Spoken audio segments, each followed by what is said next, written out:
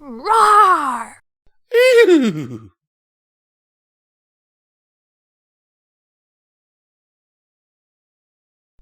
Hello and welcome to Pony&Wolf Productions. Today we'll be reading Every Day is Beautiful, written by FamousLastWords. As always, these are our amazing Patreons. Link is in the description if you wish to join. And shall we get to it?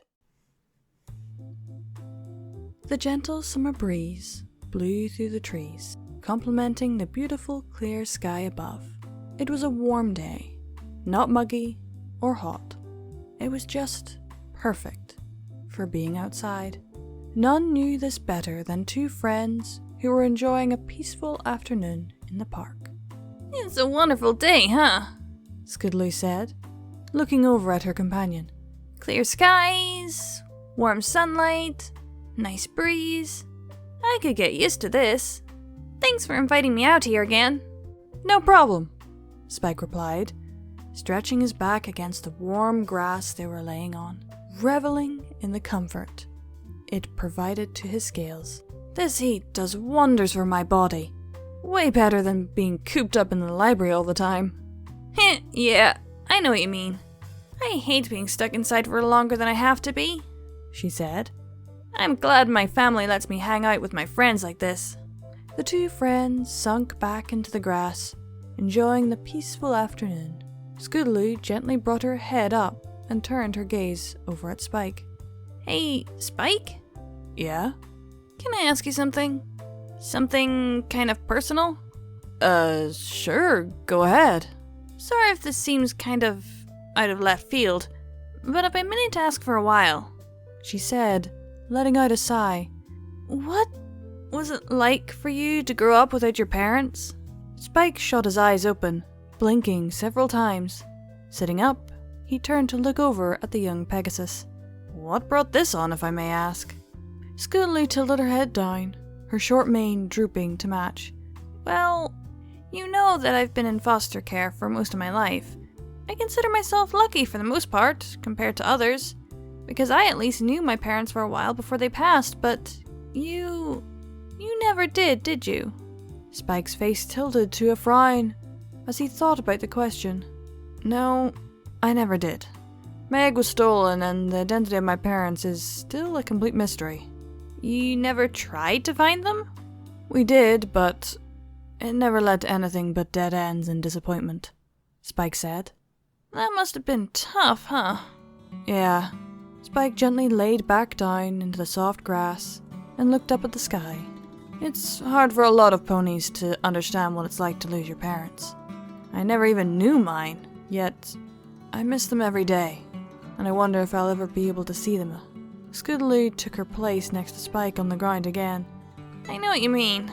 I was really young when I lost them, but for some reason, I can't forget about them. I understand. Your family is a part of you. Yeah, Skidloo said. But Spike, how did you deal with it? You know, having to be adopted into another family? It wasn't easy, he replied. Growing up in a household of ponies, being the odd one out constantly, it was really difficult. I mean, even now there are times when I feel like I don't belong. Skidloo gently raised her head to look at her friend. I know exactly what you mean. It's like that no matter where I go, there's some part of me that's incomplete.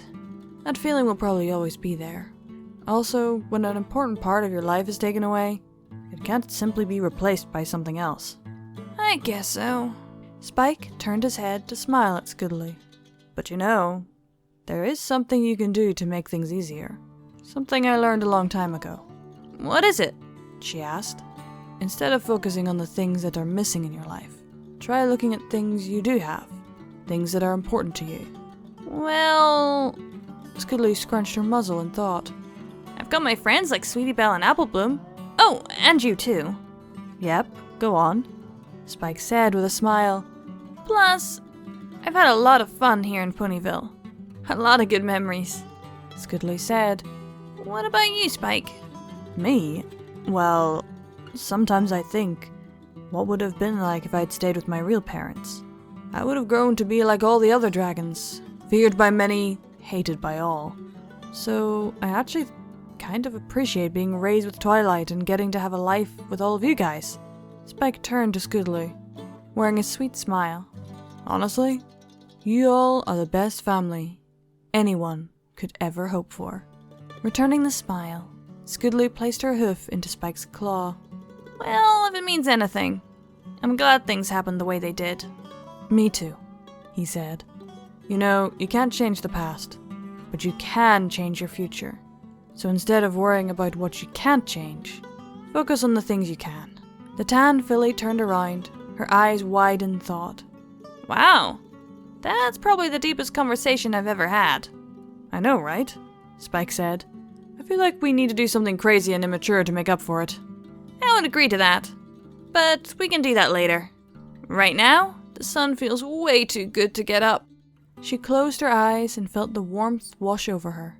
It's such a beautiful day. Every day is beautiful, if you know what to look at. The two friends continued lazing in the park for the rest of the afternoon, simply enjoying the day and all that life has given them. Wow. Is it weird that I relate to the story quite a lot, at least the message behind it? I mean, I miss my family after moving all the way to Germany, and not being able to just pop round is a little jarring, but it's nowhere near to what it's like to lose your parents. No, I'm actually thinking about is the ending. You can't change the past, but you can change your future. Instead of worrying about what you can't change, focus on the things you can. Every day is beautiful if you know what to look at. Those are nearly two separate teachings, but yeah, I remember learning something similar. When I was younger, I was quite a pessimist, to the point where my father got a little upset with me and was like, you can't go through your life looking at the world half empty. If you do that, you'll have a very sad life. Try looking at it from the other point of view. So I literally jumped over to the other side, other extreme. I'm quite the optimist now, which can be a bit of a bad thing at the same time. I'm never the middle. I'm always the let's do this and nothing go wrong. There's a reason why I married a realist. Someone needs to keep me grounded. But yeah, you'll be a lot happier if you look at the world and look for the good in it. Otherwise, all you see is darkness. I think a lot of people could learn from that. Either way, a lovely story between Scootaloo and Spike. Apologies I didn't give Spike much of a voice change. I normally give him the same voice as Scootaloo. I don't have many voices, and so I wasn't sure how to differentiate between Scootaloo and Spike. I hope you all enjoyed. Keep watching that moon. That was Every Day is Beautiful by Famous Last Words, and see you next time. Bye!